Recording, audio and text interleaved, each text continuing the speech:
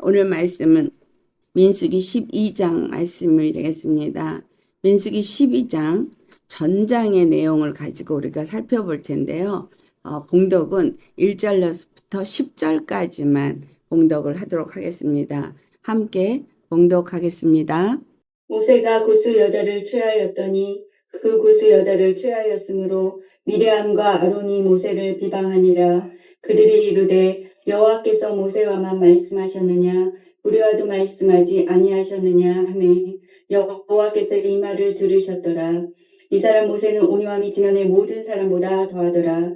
여호와께서 갑자기 모세와 아론과 미르암에게 이르시되 너희 세 사람은 회막으로 나아오라 하시니 그 세 사람이 나아가매 여호와께서 구름 기둥 가운데로부터 강림하사 장막문에 서시고 아론과 미리암을 부르시는지라 그 두 사람이 나아가매 이르시되 내 말을 들으라. 너희 중에 선지자가 있으면 나 여호와가 환상으로 나를 그에게 알리기도 하고 꿈으로 그와 말하기도 하거니와 내 종 모세와는 그렇지 아니하니 그는 내 온 집에 충성함이라. 그와는 내가 대면하여 명백히 말하고 은밀한 말로 하지 아니하며 그는 또 여호와의 형상을 보거늘 너희가 어찌하여 내 종 모세 비방하기를 두려워하지 아니하느냐. 여호와께서 그들을 향하여 진노하시고 떠나심에 구름이 장막 위에서 떠나갔고 미리암은 나병에 걸려 눈과 같더라. 아론이 미리암을 본즉 나병에 걸렸는지라. 아멘. 오늘 말씀은 세 사람은 회막 문에 나오라 라는 제목으로 말씀을 나누도록 하겠습니다.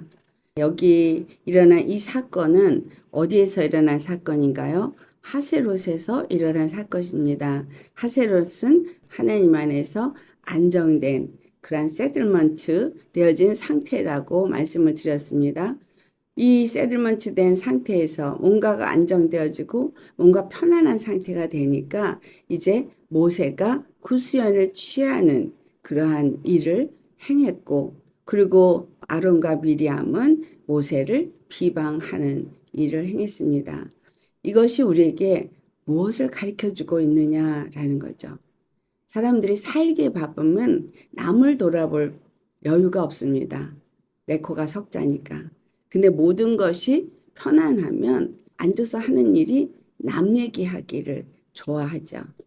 그리고 또 사람들이 전에도 나눴듯이 먹을 것이 없고 힘들면 정말 주님을 찾거나 믿음 안에서 어떻게 하면 주님에게 잘 보여서 복을 받을까 하고 애를 쓰지만 모든 게 편안해지면 육적으로 돌아가서 죄를 짓게 되고 육적인 소욕들이 다시 살아 일어나서 하나님 앞에 온전한 믿음의 상태로 나아가지 못하는 그러한 일들이 일어나죠. 그래서 이 하사롯에서 일어난 이 사건은 우리에게 어떤 걸 가르쳐 주느냐. 또 여기서 말하는 세 사람은 모세와 아론과 미리암입니다. 근데 모세는 구수 여인을 취하는 일을 했고, 또 아론과 그 미리암은 모세가 구수 여인을 취함으로 인해서 그것을 비방했습니다.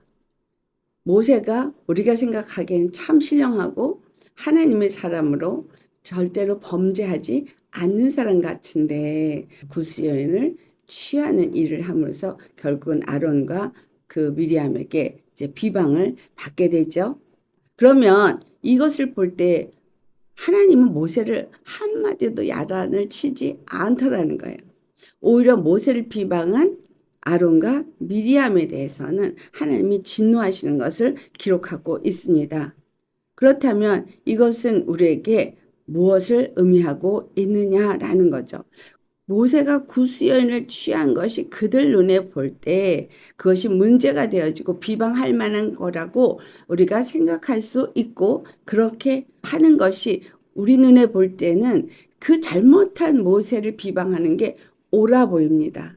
그런데 하나님이 보실 때는 모세를 책망한 것이 아니라 아론과 미리암을 책망했더라라는 거예요. 그렇다면 이것이 왜 하나님은 모세를 책망하지 않고 아론과 미리암을 책망했느냐라는 거죠. 그것은 곧 아론과 미리암이 모세를 비방한 그 일이 어디서부터 발생되었느냐?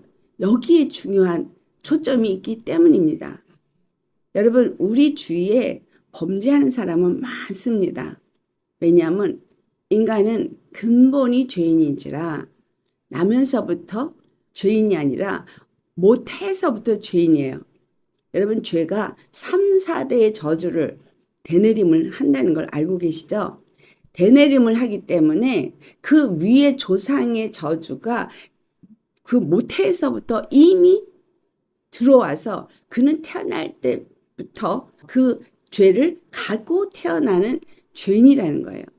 그리고 부모 때에서 역사하던 영들이 그 모태에서부터 그 영이 동일하게 가지고 태어나서 죄성을 가진 죄인만 태어나는 게 아니라 그 3, 4대 부모 때 가진 조상 때 가진 그 역사했던 영들까지 같이 갖고 태어나기 때문에 1대, 2대, 3대, 4대보다는 이 4대째가 훨씬 더 1대보다는 악화진 상태로 태어난다는 거죠. 그래서 이 아론과 미리암이 모세를 볼 때는 구수연을 취한 것이 잘못됐다고 하지만 하나님은 인간의 죄악은 그렇게 태어나기 전부터 엄마의 胎속에서부터 죄인이고 그리고 죄 가운데 잉태되어져서 죄 가운데 출생하기 때문에 그 죄를 지을 수 있다는 것은 이미 주님은 다 알고 계신 거죠. 그래서 이스라엘 사람들에게 뭘 가르쳐 줬어요? 제사법을 가르쳐 줬어요. 죄를 지으면 그 제사를 주님 앞에 갖고 나와서 제사를 지내라는 거예요. 죄를 짓지 않을 수 없다는 거예요. 그 여기서 중요한 건 뭐예요? 회개예요, 회개. 내가 죄를 지은 것을 깨닫고 그것을 회개하는 것이 중요하다는 거죠. 그래서 설사 그렇게 모세가 잘못을 저질렀어도 하나님 앞에 모세가 죄인인 거지 사람 앞에서 죄인은 아니라는 거예요. 이 말씀이 여러분 우리 믿는 자들에게 굉장히 중요한 말씀입니다. 우리가 서로 간에 각자가 어떤 죄를 지을 수 있어요. 그래서 그 죄 지은 자를 비방합니다. 그러나 오늘 여기 본문에서 나타난 이 사건 속에서 우리가 알아야 되는 건 그 죄는 하나님 앞에서만 죄인이라는 사실이에요. 서로 간에 그 죄를 책망하거나 정죄하고 판단할 자격이 없다라는 것을 분명하게 우리에게 가르쳐 줍니다. 그렇다면 아론과 미리암이 모세를 비방한 이것은 무엇에서부터 발생된 일이냐면 바로 그들 안에 교만이 그 모세를 비방했다라는 거예요. 자기네들도 똑같은 죄인이고 자기네들도 그런 죄를 지을 수 있는 자라고 생각했다면 모세를 비방하지 않았을 것이고 또 이스라엘에게 그렇게 죄를 졌을 때는 제물을 가지고 가서 여호와 앞에 가서 속죄함을 받는 예법을 다 제사법을 가르쳐줬기 때문에 그가 그걸 가지고 여호와 앞에 나가서 제사를 지내면 되는 것이지 아론과 미리암이 정죄할 자격은 없다는 거예요. 어떤 면에서 모세 네가 하나님 안에서 신령한 자라며 하나님하고 그렇게 한다며 그런데 어떻게 그렇게 죄를 지을 수가 있어 라는 비방이 될 수 있겠지만 하나님 앞에서는 모두가 도토리 키재기인 거예요. 모두가 죄인입니다. 그래서 이 아론과 미리암이 왜 모세를 비방했냐? 그 구수연을 취했기 때문에? 아니에요. 겉으로 드러난 이유는 구수연을 취했기 때문이에요. 하지만 내면적인 문제는 바로 그들이 교만했기 때문이라는 거예요.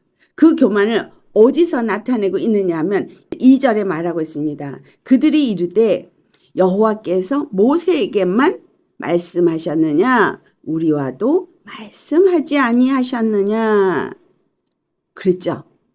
자, 주님께서 모세가 내가 혼자서 이들에게 고기를 어떻게 다 줍니까? 이 사람들을 내가 낳았나이까? 내가 이들을 어떻게 이 불평물만을 다 채워주고 이들이 원하는 걸 내가 다 어떻게 갚아줍니까? 라고 함으로써 70인을 똑같이 하나님의 영을 부어주어서 하나님과 같이 말하고 하나님의 음성을 들을 수 있게끔 영을 부어주었습니다. 그래서 그 영을 부어줬기 때문에 아론과 미리암도 그 가운데서 하나님과 말씀을 했다는 거예요. 모세만 하나님과 말씀했느냐? 우리도 하나님과 말씀했다. 라고 말하는 이게 뭐예요? 모세, 너만 이스라엘을 이끄는 리더가 돼? 너 그렇게 범죄했으니 우리가 이 이스라엘을 이끄는 리더가 오히려 우리가 더 자격이 있지 너보다. 그런 교만인 거예요. 지도자에 대한 반발을 일으킨 거죠. 근데 이 죄는 우리 교회 다니는 많은 사람들이 아주 쉽게 짓는 죄입니다. 뒤에서 수근수근 가십을 하고 다른 사람의 허물을 들춰내면서 씹고 말하고 얘기하고 그리고 비방하고 이것이 교만이거든요. 이 교만은 반드시 하나님한테 진노함을 받습니다. 그래서 우리는 절대로 다른 사람을 정죄하고 비난하고 할 자격이 우리는 없다는 거예요. 예수님 십자가에서 우리의 모든 죄를 사해 주시고 죄 없다 하셨기 때문에 내가 예수님을 믿고 나서 죄를 지었다면 내가 예수님 앞에 나아가서 회개할 거 당연히 해야 돼요. 그건 누구에게나 다 동일하게 요구되는 부분입니다. 그러나 다른 사람에 의해서 정죄받을 일은 없다라는 거예요. 여러분 이거 잘 기억하셔야 합니다. 내가 죄를 졌으면 내가 하나님 앞에만 죄 지은 거예요. 형제 간에 이웃 간에 비난하면 안 되는 거예요. 누구도 그걸 비난할 자격은 없다는 거예요. 왜? 똑같이 죄사함을 받았기 때문인 거예요. 그래서 10,000달란트 빚진 자가 100데나리온 빚진 자에게 정말 그를 감옥에 가뒀을 때 하나님이 진노하셨던 것이 바로 그것입니다. 그래서 우리가 비판하는 대로 네가 비판을 받고 너희가 헤아리는 대로 너희 헤아림을 받을 것이다. 그래서 너의 눈에 뭐를 빼라 그래요? 들보를 빼라 그랬죠. 형제의 눈에 티를 빼려면 너희 눈에 있는 들보를 먼저 빼라. 이것이 뭐냐면 굉장히 중요한 말인데 내가 먼저 회개해야 되는 것이 가장 중요한 거예요. 내가 먼저 회개해야 되는데 왜? 교만의 죄가 가장 큰 죄이기 때문인 거예요.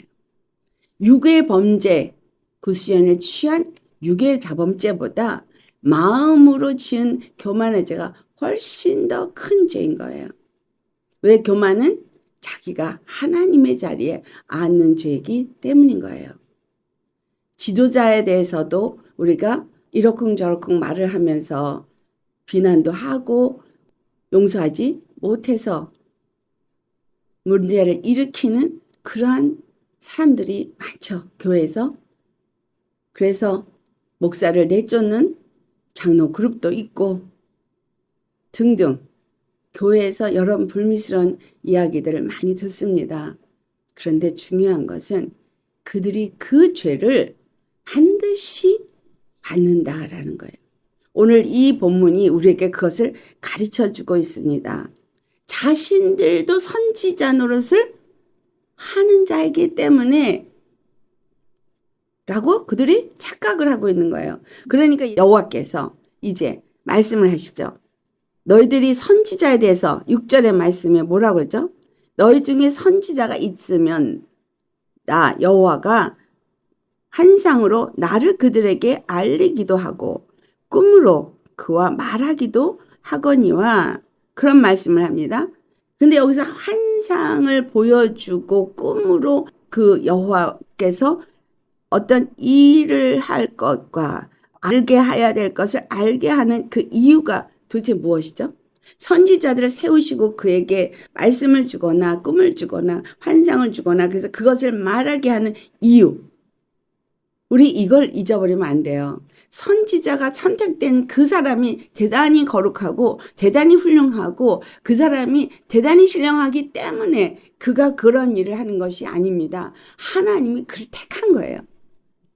하나님이 그에게 환상을 열어주어서 주님이 알아야 할 것들을 알게 하고 꿈에서 말을 하면서 그들에게 나아가야 될 방향을 제시하더라는 거예요. 그러니까 곧 이러한 것들은 백성들로 하여금 여호와 하나님 앞에 죄짓지 아니하고 구원을 받을 수 있는 길로 나아가는 길이 무엇인지, 또는 죄를 졌다면 회개하여서 하나님의 진노에 이르지 아니하는 길이 무엇인지를 알게 하도록 그것을 선지자에게 말해 주셨다라는 거예요.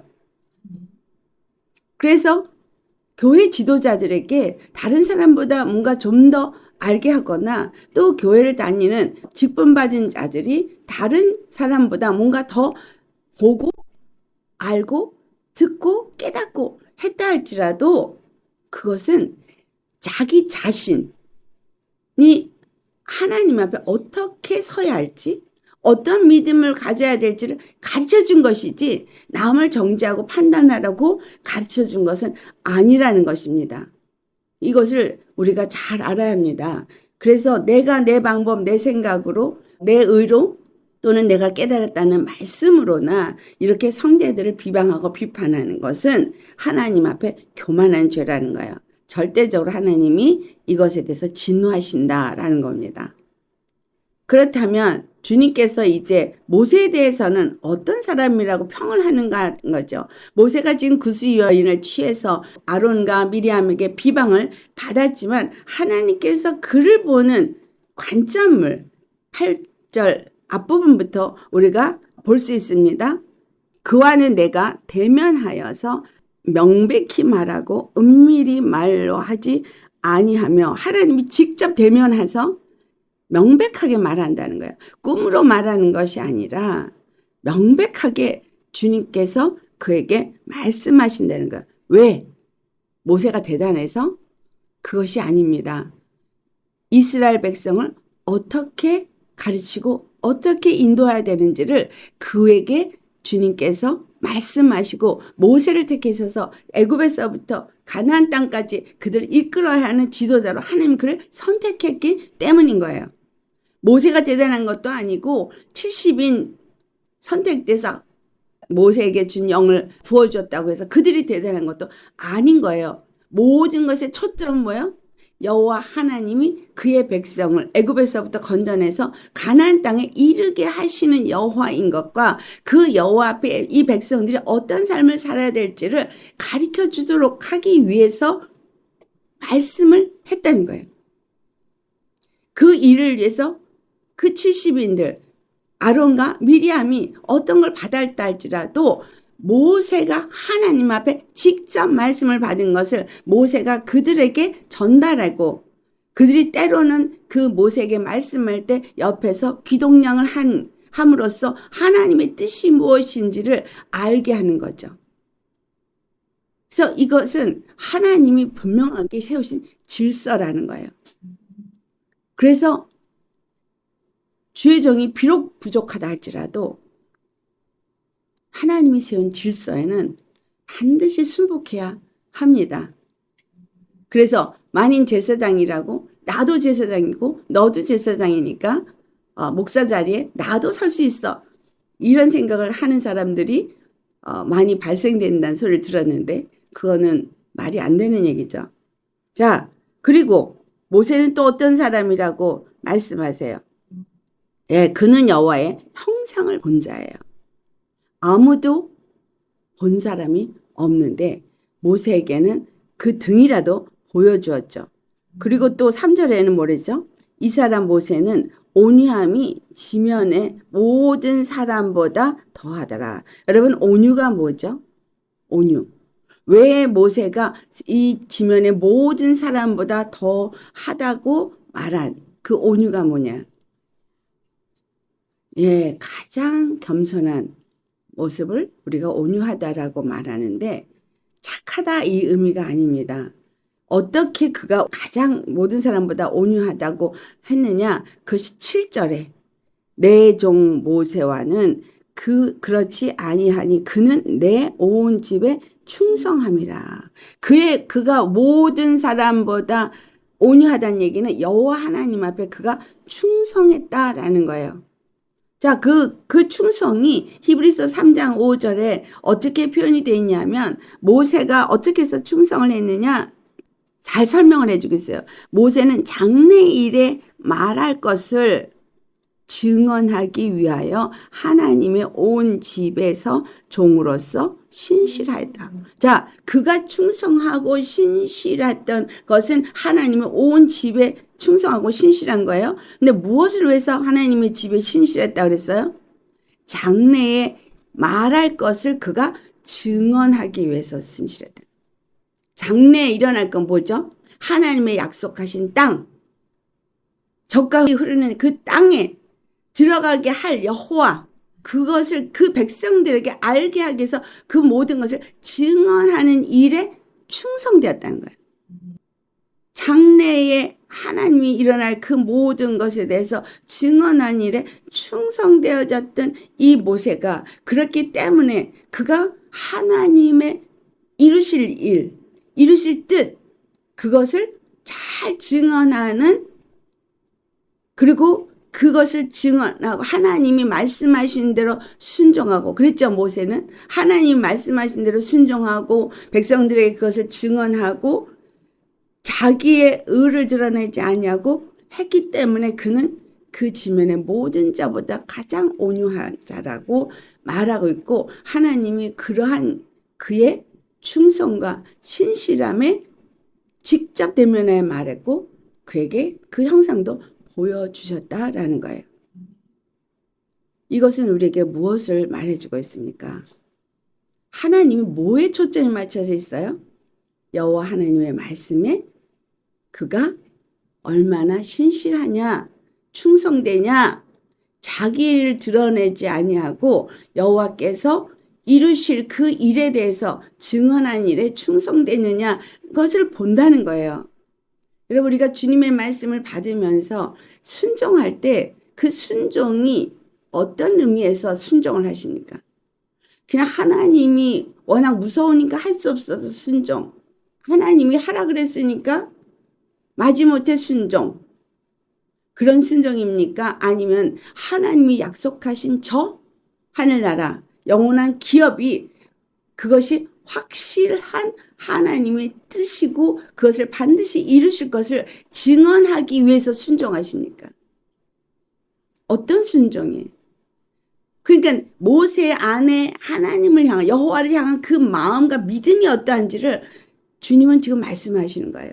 우리는 하나님 앞에 순종할 때 그 순종이 무엇 때문에 순종하느냐를 우리 자신 스스로가 한번 보셔야 합니다.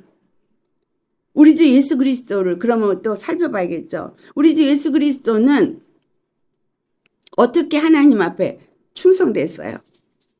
예수님을 향해서 계시록 1장 5절에 충성된 증인이라고 표현하고 있거든요. 근데 예수님 역시도 충성되셨는데 히브리서 3장 6절에 그리스도는 하나님의 집을 맡은 아들로서 모세처럼 그와 같이 충성됐다는 거예요. 하나님의 집. 그런데 이 히브리서 3장 6절 끝부분을 보면은 우리가 만약에 소망의 확신과 자랑을 끝까지 굳게 잡고 있으면 우리는 그의 집이라. 예. 그러니까 모세가 이스라엘 전체를 맡아서 충성된 청지기를 했다면 예수님은 이스라엘 전체의 여호와 하나님이 집을 맡은 아들로서 충성됐다는 거죠. 그래서 예수님이 십자가에서 죽으시고 부활하신 것은 바로 온 집을 구원하는 일을 위해서 자기를 내어주는 충성이었어요. 모세가 하나님이 장래 이루실 일을 증언하기 위해서 그 모든 일을 했다면 율법은 복음을 지명하는 거죠. 증언하는 거죠. 그래서 모세는 율법을 대표하는 거예요. 그러나 예수 그리스도는 그 율법이 증언한 대로 바로 우리의 모든 죄를 사해 주시는 일에 하나님의 온 집을 위해서 충성되고 신실하셨다. 자기를 완전히 들이셔서 물과 피를 다 쏟으셔서 그렇게 진실하셨다. 라는 말을 하는 거예요. 모세도 예수 그리스도도 결국은 백성들이 구원을 얻고 하나님이 약속한 땅에 들어가서 그것을 기업으로 얻게 하는 일에 충성되고 신실했다라는 것을 알아야 합니다. 그렇다면 교회에 세워진 지도자들은 백성들이 바로 그 약속한 땅에 그 약속한 기업을 얻도록 증언하는 일과 구원을 받을 일에 충성되어야 한다는 이야기죠. 아멘입니까? 내가 예수님 앞에 충성된 자고 신실한 자가 된다는 얘기는 내가 구원받기 위해서 나에게 충성되고 충실해야 되는 거예요. 내가 구원을 얻을 수 있는 일에, 내가 하나님이 그 구원을 주신 분이라는 것을 나타내는 증언하는 일에 충성돼야 되는 건가요? 신실한 믿음이 도대체 무엇인가요? 해가닥 빛가닥 변하지 않고 그냥 예수님 감사합니다. 나의 주님이십니다. 내 죄를 사해 줬습니다. 이거를 그냥 내가 읊조리는 게 신실한 종이 아니라 여러분 너나 나나 모두가 우리의 삶이나 또한 지도자의 삶이나 예수 그리스도의 삶이나 결국은 하나님이 구원이시고 하나님의 온 집의 구원이 이루어져야 하는 일을 위해서 충성되고 신실했다라는 사실이에요. 아멘. 그러면 나는 그것을 위해서 믿음의 생활을 잘하고 있습니까? 이 미리암과 아론에게 너희가 어찌하여 내 종 모세를 비방하기를 두려워하지 아니하느냐. 여러분 정말 우리가 다른 영혼을 비방하고 헐뜯고 이빨로 비방해서 물어뜯고 뒤에서 수군대고 하는 거는 마귀에게 쓰임받는 거죠. 그런데 문제는 뭐냐면 이 마귀가 그렇게 교회에 들어와서 지잘거리고 속살거리고 물어뜯고 비방하고 하기 시작하면 이 영이 인플루언스가 돼서 점점 더 그것이 곰팡이가 퍼져나가듯이 누룩이 퍼져나가듯이 그렇게 교회에 그 분위기를 만든다는 거예요. 이게 영적인 역사이기 때문인 거예요. 그리고 그것은 결국은 한 사람의 영혼을 죽이는 일을 하는 거예요. 교회는 영혼을 살리는 곳이죠. 여호와의 구원을 증거하는 곳이죠. 하나님의 그 구원의 영광을 찬송하는 곳이에요. 그런데 교회에 있는 성도들이 그 한 영혼을 비방하고 비난하고 물어뜯으면서 한 영혼이 실족하게 하고 교회를 떠나게 하고 죽이게 하는 일을 너무나 아무렇지도 않게 하기 때문에 많은 영혼들이 교회를 갖다 실족하더라는 거예요. 그래서 너희가 어찌하여 내 종 모세를 비방하기를 두려워하지 않느냐. 간이 배 밖에 나온 거죠. 네? 교만이 하늘을 찌르는 거예요. 하나님이 택한 자예요. 여러분 하나님이 기름 부어 세운 자들을 절대 비방하시면 안 됩니다. 아무리 그들이 잘못을 했어도 절대 비방하는 말을 하면 안 됩니다. 어떤 팩트는 이런 일이 있었다고 얘기할 수는 있지만 내가 그걸 물어뜯는 말, 정죄 판단하는 말은 하면 안 돼요. 그래서 이 본문의 말씀이 오늘 우리에게 중요하게 가르쳐주는 다른 것이 뭐냐. 너희 세 사람 회막문에 나오라 라고 말하죠. 그래서 모세와 아론과 미리암이 회막 앞에 나아갑니다. 여러분 이게 무엇입니까? 바로 우리가 예수 십자가 앞에 나아가야 되는 것. 이것이 곧 하나님 앞에 나아가는 것을 의미합니다. 자, 하나님이 부르셨어요. 회막문 앞에 나오라. 그러면서 하나님이 그 구름 기둥 가운데서 임하셔서 그들에게 말씀하시는 거예요. 그러니까 이것은 뭐죠? 하나님의 심판대 앞에 나아가서 이 세 사람이 서게 된 거예요. 서게 되었을 때 주님의 임재가 그들 가운데 임하였고, 그리고 주님이 이제 그들의 행한 것에 대해서 하나하나 지적을 하게 됩니다. 구름 가운데 주님이 임하셨던 것처럼 우리가 십자가에 나아가서 주님의 임재 속에서 내가 낱낱이 벌거벗겨지는 일을 해야 하는 것이요. 왜냐하면 많은 사람들이 이 교만으로 인해서 실족합니다. 회개한다, 봉사한다, 많은 것들을 하지만 그러나 자기의 교만을 회개치 아니하면 혼자 마음으로 정죄 판단을 하든 입으로 정죄 판단을 하든 하나님이 거하시는 그곳에서 하나님은 그 모든 것을 다 보시고 아시기 때문에 십자가 앞에 나가야 하는 거예요. 회개해야 되는 거예요. 근데 문제는 그것을 깨닫지를 못하는 거죠. 그러니까 성령님이 우리 안에 그것을 때로는 말씀으로 때로는 기도 가운데 찾아오셔서 드러내고 알게 하시는 거죠. 그것이 구름 가운데 임하시는 거예요. 그래서 아론과 미리암에 대해 여호와께서 말씀하십니다. 그들이 여호와 앞에 나아갔어요. 그러나 여호와께서 그거를 지적하자. 그때 드디어는 그들의 교만함을 깨닫게 됩니다. 교만함을 깨닫고 회개하도록 부르신 거예요. 우리가 십자가 앞에 왜 매일 나가야 되냐? 회개하도록, 그리고 회개해서 정결함을 얻고 하나님의 거룩한 백성으로서 우리가 하나님 앞에 어떤 모습과 어떤 마음과 어떤 행실로 서야 할지를 가르쳐주기 위해서 나오라는 거예요. 기도의 자리로 여러분이 나간다면 기도의 자리는 그냥 기도하는 자리가 아니라 주님 앞에 내 소원을 아뢰는 자리가 아니라 시작은 십자가 앞에 나가는 것부터 시작이 되는 거예요. 십자가를 통과하지 않고 여러분 그 문을 들어갈 수가 있나요? 하나님의 임재 가운데 보좌 앞에 갈 수가 있나요? 반드시 십자가를 통과해야만 문으로 들어가는 거거든요.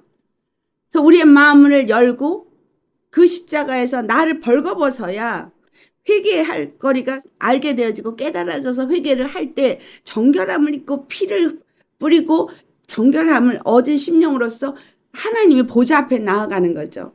우리가 예수의 보혈을 힘입지 않고 하나님 보좌 앞에 절대 나갈 수가 없습니다. 내 죄를 회개하지 않는데 피 뿌려졌다고 생각하시나요? 죄가 가득한데 죄를 깨닫지 못하고 회개도 하지 아니하고 하나님의 보좌 앞에 나가서 하나님 앞에 내가 기도하고 주님과 만나고 있다고 생각하시나요? 하나님의 긍휼은 내가 알 만큼만 그것을 회개할 수 있게 하셔서 덮어주시는 은혜가 있어요. 긍휼이 있어요. 그러나 시간이 가면 갈수록 내 안에 회개해야 될 것들을 다 드러내 주십니다. 점점 더 깊이 드러내 주십니다. 그래서 그 모든 것들을 회개하게 하시는 이유는 더 주님 앞에 거룩하게 하나님의 백성으로서 주님과의 만남이 이루어지게 하기 위해서 이걸 허락하는 거죠. 그렇기 때문에 우리는 반드시 회막문 앞에 나가야 하는 거예요. 십자가 앞에 나가야 하는 거예요. 주님 앞에 나가야 주님 앞에서는 뭐라 했죠? 히브리서 4장 12절의 말씀에 여호와의 말씀은 좌우의 낫은 어떤 검보다도 예리해서, 그죠? 하나님의 말씀은 좌우의 어떤 날보다도 예리하여서 우리의 혼과 영과 및 관절과 골수를 찔러 쪼개어서 그 모든 것을 지으신 이 앞에 벌거벗은 것 같이 다 드러낸다라고 말하고 있어요. 그게 복이에요. 여러분 하나님 앞에 가리려고 하지 마세요. 드러나면 드러날수록 감사한 거예요. 드러나면 회개하면 되는 것이고 회개를 해야 죄사함을 얻게 되는 것이고 그런 자가 되어야 더 거룩함을 얻어서 하나님 앞에 온전히 나아감을 얻을 수 있게 되는 겁니다. 그래서 회막문에 나오라 할 때 주저함 없이 나아간 거예요. 거기 나아간 바람에 미리암에게 나병이 일어났어요.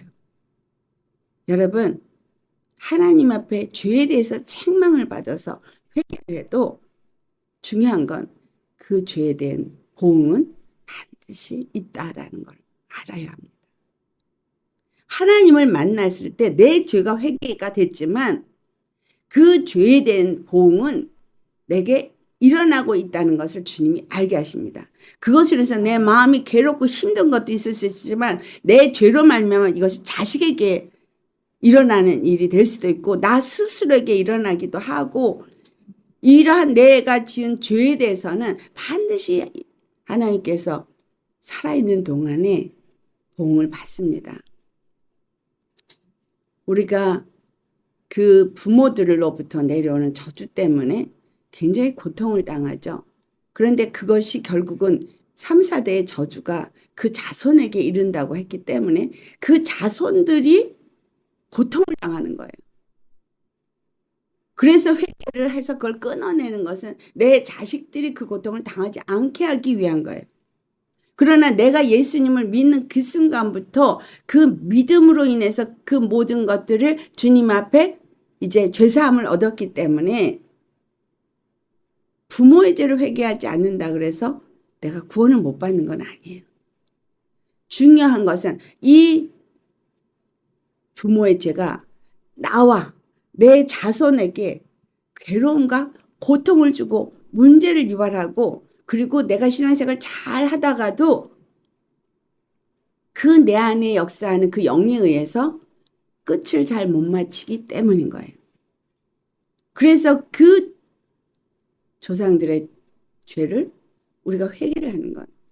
내가 평안을 누리고 내 자녀들이 고통을 누리지 않고 또 내가 계속해서 회개함으로 인해서 예수를 믿으면서도 범죄하는 일이 얼마나 많습니까? 예수 믿는다고 범죄 안 하지 않아요. 예수 믿으면서도 범죄를 하는데 그 범죄가 어디서 유발되냐 하면 바로 그 조상의 영들에 의해서 그 죄를 짓게 되는 거거든요. 죄를 지면 해가 지기 전에 회개하라 그러는데 회개를 하지 않고 합리화를 시키고 덮어두면 이것이 점점 더 쌓여서 나중에는 회개조차도 되지가 않아요. 그래서 구원을 못 받게 되는 거예요. 우리 주님 안에서 예수 믿고 난 뒤에 죄를 지은 건 반드시 철저하게 주님 앞에 회개를 해야 합니다. 근데 오늘까지 내가 죄를 안 졌어도 내일 죄를 질 수 있다는 거예요. 왜?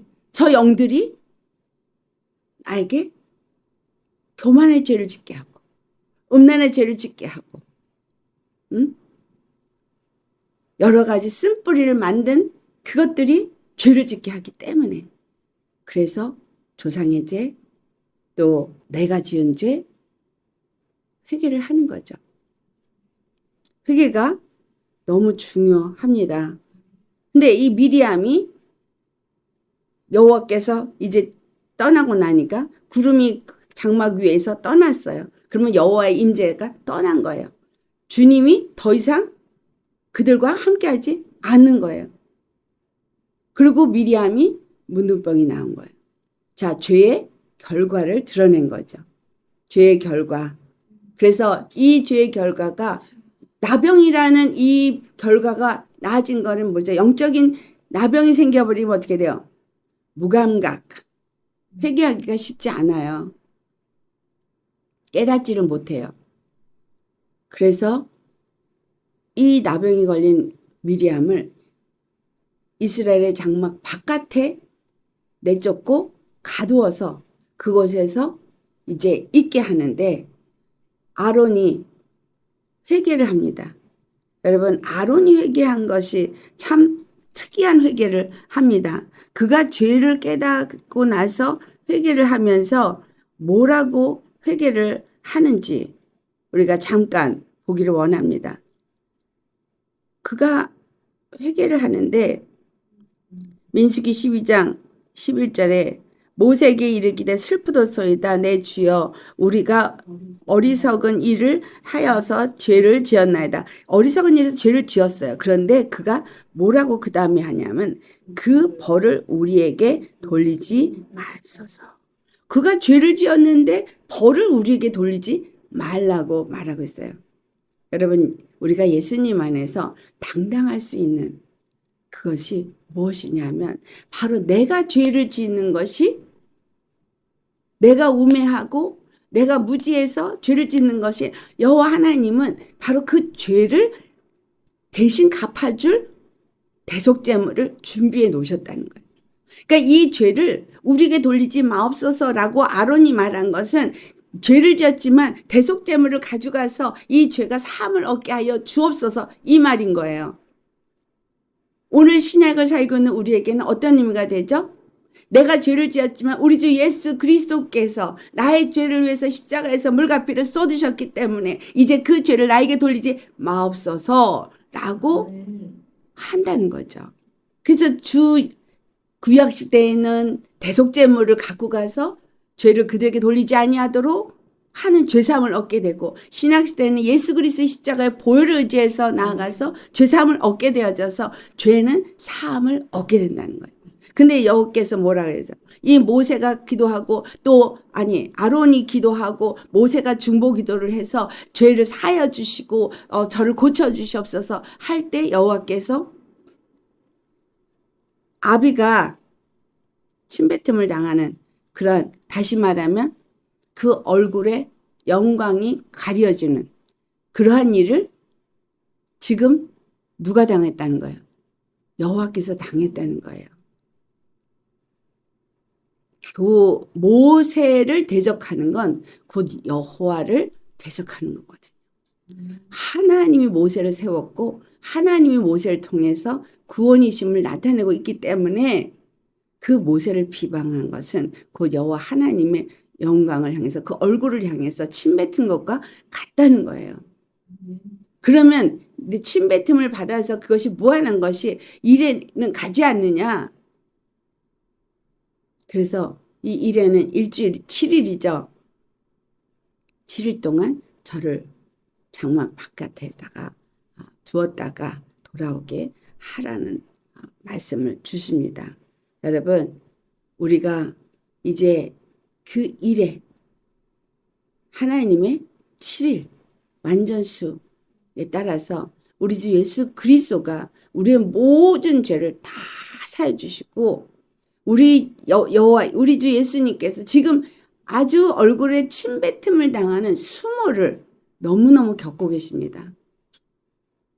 그런데 그 수모를 겪으면서까지도 하나님은 지금 때를 기다리고 계시다는 사실이에요. 주님은 절대 그 약속하신 대로 당신의 이름의 영광을 다른 누구에게도 주지 않습니다. 반드시 교만하여서 하나님을 대적한 자, 마귀가 교만의 원흉이죠. 그에게 속한 마귀 자식들 다 교만하죠. 자기네들이 다 주인이에요. 여호와 없습니다. 그들에겐 예수가 없습니다. 그들에게 반드시 하나님은 보응하십니다. 우리가 이 미리암과 아론을 보면서 나도 이들과 같이 지금 너무나 아주 자주 수없이 이러한 죄를 짓고 있다는 사실을 인식하시고 고백할 수 있어야 하겠습니다. 그래서 히브리서 3장 7절의 말씀을 보면은, 그러므로 성령이 이르신 바와 같이 오늘 너희가 그의 음성을 듣거든 광야에서 시험하던 날에 거역하던 것 같이 너희 마음을 완고하게 하지 말라. 이스라엘 백성들이 다 이 교만하고 완고해서 여호와 앞에 이렇게 범죄를 했잖아요. 그래서 거기서 너희 열조가 나를 시험하여 증언하고, 그래서 40년 동안 뺑뺑이 돌았다는 거예요. 우리 앞에 어떤 고난과 힘든 역경이 있다면 내가 하나님 앞에 범죄한 일이 있다는 얘기예요. 그래서 10절에 뭐라 그랬죠? 내가 이 세대에게 노하여 이르기를 그들이 항상 마음이 미혹되어 내 길을 알지 못하는도다. 그건 항상 미혹되어서 자기 생각을 따라서 세상이 미혹하는 말을 따라서 그렇게 함으로 여호와의 노를 계속해서 일으키기 때문에 그들은 결코 하나님이 약속한 땅에 들어가지 못한다. 라는 것이 이걸 통해서 우리에게 가르쳐주는 말씀입니다. 누구도 교만한 자는 천국에 들어갈 수 없습니다. 교만을 얻은 영적 침체를 그들이 겪을 수밖에 없는 것은 모세에게 그 말씀하시기를 그의 얼굴에 침을 뱉은 그것으로 인해서 이랫동안 부끄럽게 그를 두라고 한 것처럼 그러한 교만의 죄를 진 자들에게는 영적 침체와 탈진 같은 것들을 경험하게 하는 일을 허락한다는 거예요. 하나님이 이와 같이 정하신 기간 동안에는 무엇을 위한 기간이냐면 회개를 위한 기간이죠. 그렇죠? 전심으로 회개하고 반드시 회복해야만 하는 기간인 거예요. 미리암만 회개했어요. 아론도 회개했죠. 이스라엘 백성도 그래서 그들이 절대로 떠날 수가 없었어요. 이 기간 동안에 그들은 거기에 같이 머물러 있어야만 했어요. 그들의 행진이 완전히 딜레이 된 거예요. 왜? 미리암 한 사람 때문에. 그래서 하나님은 그 한 사람이 회개하고 돌아올 때까지 이게 기간이 연장되어지는 부분을 여기서 보여주고 있어요. 하나님은 모든 일을 속히 해서 끝내버릴 수 있어요. 그런데 딜레이 되고 또 딜레이 되고 또 딜레이 되면서 계속 딜레이 되고 있었어요. 2024년에 일어날 일이 2025년으로 딜레이 되고 왜 이렇게 계속 딜레이 되냐? 주님은 아직도 회개할 자를 찾고 기다리고 계시기 때문인 거예요. 회개하고 절대 그 악한 자들에게 의해서 완전히 버림을 당하지 않게 하기 위해서. 그들이 교만했다 할지라도 미리암을 그 자리에서 쳐서 죽이고 고라자손처럼 끝내버릴 수 있어요. 그런데 그를 살려두기 위해서, 회복하게 하기 위해서 회개 기회를 주시더라는 거예요. 여러분, 우리는 정말 주님이 이 회개의 기회를 줄 때 회개해야 합니다. 지금 찾고 있는 건 우리의 회개예요. 왜 이렇게 무너지고 있는가를 여러분 보신다면 누가 뭘 잘못해서 이렇게 무너지고 있다가 아니라 내가 회개하지 않았기 때문인 거예요. 교회가 회개하지 않기 때문인 거예요. 우리가 지은 이 교만, 얼마나 교만한지 몰라요. 예수 믿는다는 사람들이 다 교만합니다. 은사자들도 교만해요.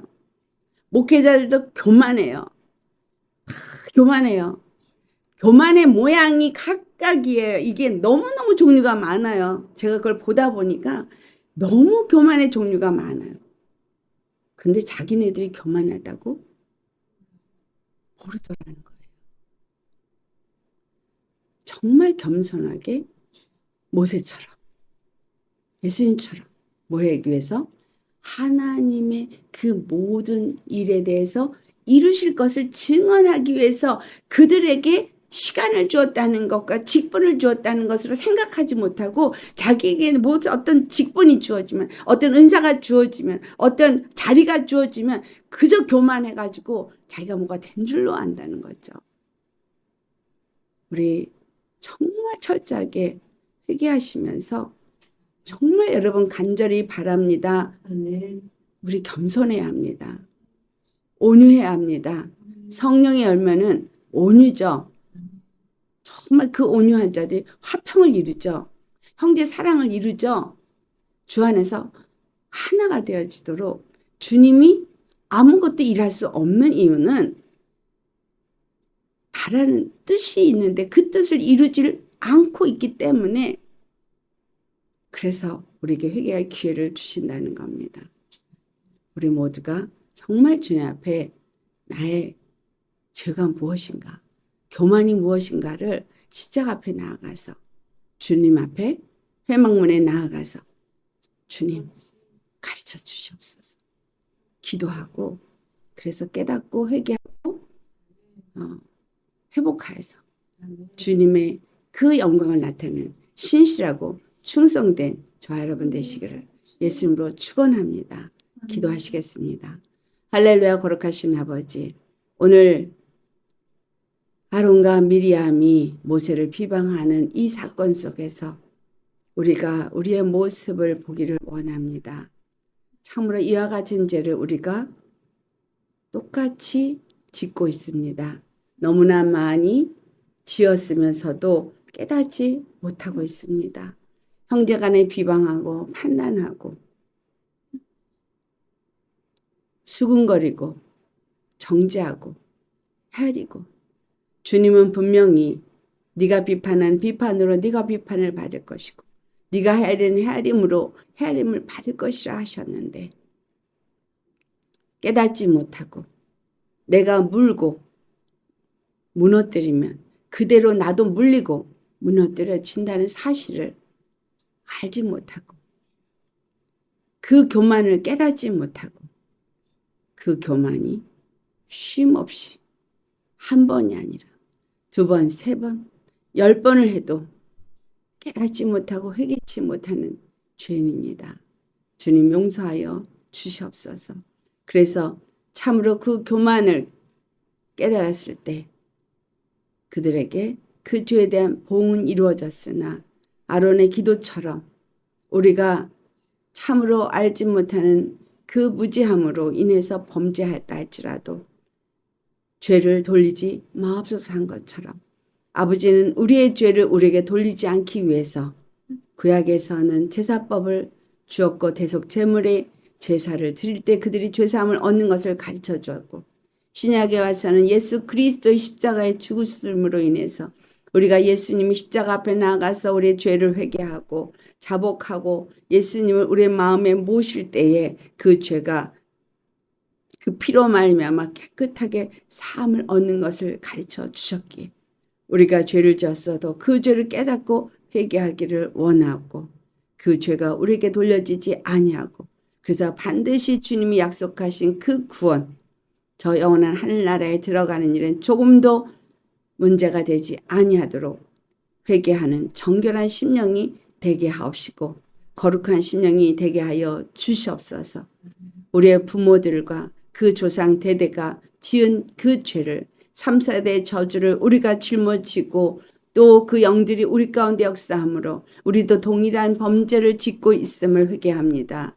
또한 우리의 자녀들에게까지 그 죄가 대를 물려 내려감을 회개합니다.